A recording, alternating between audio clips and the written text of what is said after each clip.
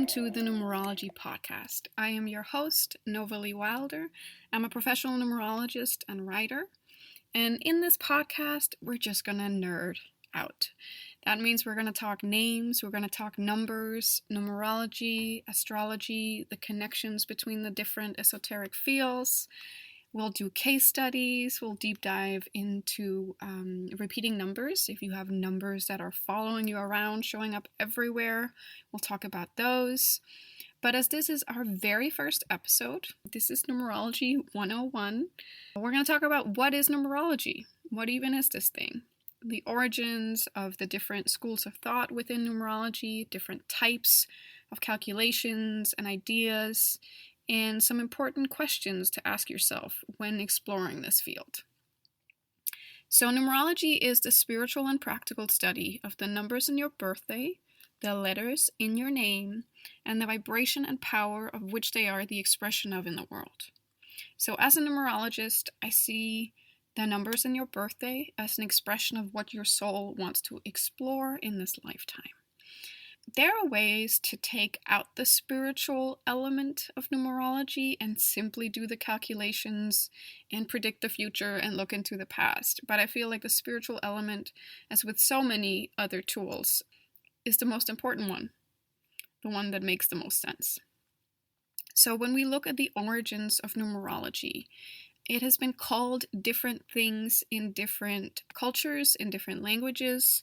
When we look at religion and the mystical and mystery schools, people who have explored numerology and other esoteric fields without calling it religion, without organizing it, they all have some kind of part of the school or part of the thought system that has to do with numerology, numbers, names, and letters.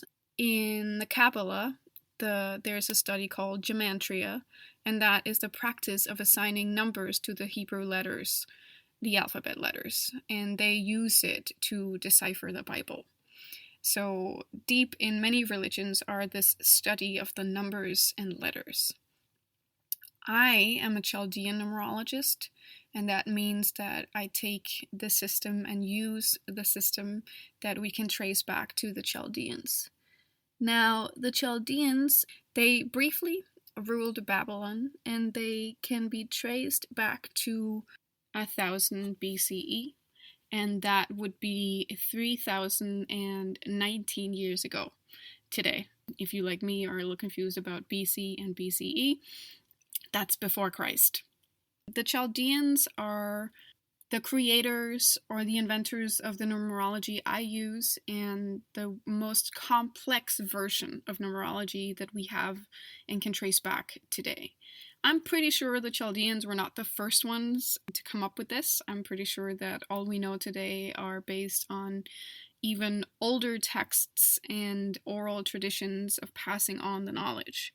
But yes, the Chaldean system, or the original system, or the classic system, ancient system, it's also called, are the oldest one. But the systems and the kind of numerology that most people in the West know about is Pythagorean. So you probably know Pythagoras from your math book in high school. He knew a lot about triangles, or he has been attributed to know a lot about triangles, but in his mystery school, he also studied what he liked to call the math of the soul. So he created his own system for which letters belonged to which numbers, or which numbers in your birthday were the important ones, which calculations told you something about what you were supposed to do with your life, and so on and so forth. But the big difference between the Chaldean system and the system attributed to Pythagoras is how we look at the numbers. So Pythagoras, or someone around him, said, well, A is the first letter in the alphabet, so that must mean that it also should be attributed and connected to the first number in a row of numbers. So A must equal 1. The Chaldean system looks very differently at how numbers and letters are connected. For one, we don't have vowels in the Chaldean alphabet. Of course, vowels are something we need to speak and came up with later when we needed to deal with language in a more sophisticated way. So one thing that the Pythagorean system does is divide letters into vowels and consonant, and also attribute different qualities to the vowels in your name and the consonants. But this is going like really into nerd territory. So let's just go back a few steps and look at different forms of numerology. Because numerology is also found in the East, of course. Chaldean numerology and Vedic or Indian numerology are very, very similar. While the Chaldeans connected the numbers and letters to the gods and goddesses of their known spiritual world, Indian philosophy and the Vedas, of course, connect their form of numerology to the gods and goddesses and spiritual entities of their spiritual world. But when you start combining and looking at the systems, you see that they are almost identical. Now, when we look at Chinese numerology, then it becomes a bit more tricky, because in China, numerology has become almost a form of superstition. You will see that there will be no 13th floor, because the word for four, how four sounds in the Chinese language, also sounds like the word for death.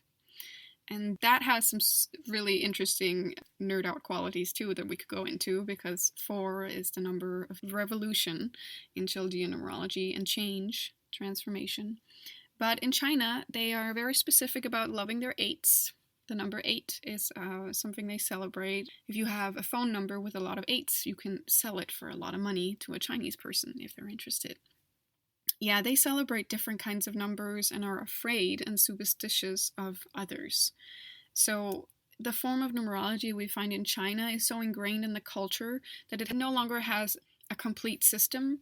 A lot of the stuff that we find in China and like the ways of thinking of numbers and names are not applicable to the spiritual tool that I use it as. Now that you know a little bit about the basis of numerology and the schools of thought within it, I will move on to some of the questions that I think you need to ask yourself or any numerologist that you want to engage with. Because when we work with the spiritual fields, when we are interested in learning more about ourselves, the people around us, what numbers to look out for, what complements us, what kind of apartment number to look for, what kind of house number to look for, what kind of compatibility with other people, like what kind of numbers to look for. I know that people love figuring out with their sun sign or zodiac sign, oh, so who am I compatible with, or why are all my friends Geminis, or something like that. It's the same with numerology. These two fields really complement each other so well. So it can be really helpful to know your numbers, and that's what we're going to talk about in the next episode. But a few questions to ask yourself before moving forward with me or anyone else is, do I feel safe? Because numerology, as any spiritual field and any kind of practitioner, you should trust this person, you should feel safe around them, you should want to listen to them. It's okay if they trigger you and you go like, I don't know, like this seems too good to be true, or like, oh, can this really be so life-changing? That's a good kind of trigger, because it means that you're questioning not just this person, but the world in general, which is a great place to be if you want to transform anything in your life. If we're not asking questions, then we won't get answers. So yes, for sure, like the know, like, and trust factor with anyone you want to work with or buy anything from or follow needs to be high. And that also means that whatever material they put out should not be fear-inducing. That is a sales technique. It's sleazy. I don't like it. I don't think you like it either. If you get a lot of fear surrounding the material you consume from anyone, stay clear of them. You don't need that in your life. No one does. There is better stuff out there. And also, a big question is to ask how well you know yourself. And I don't mean just your ego, your preferences, if you like spicy food or don't like olives or like to sleep with your socks on. I mean really know yourself. Know something about what your true strengths are.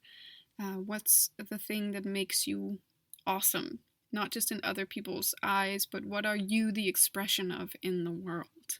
What are you here to do? And that can take different forms, but it most definitely have a very significant and specific look and feel. It might even have a smell, a sense of touch. How does it feel to be in the zone for you? What are you here for?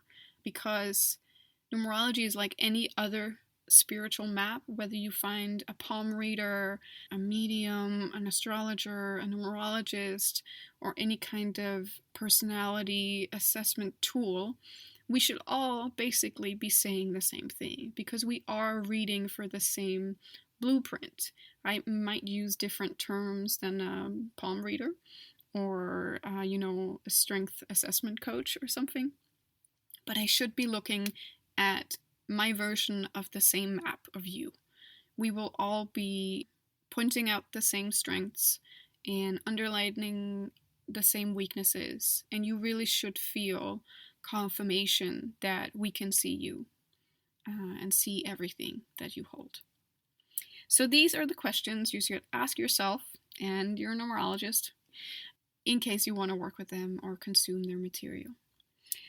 That's the end of this very first episode of the Numerology Podcast. If you like what you heard and you want to hear more, don't forget to subscribe and like and share.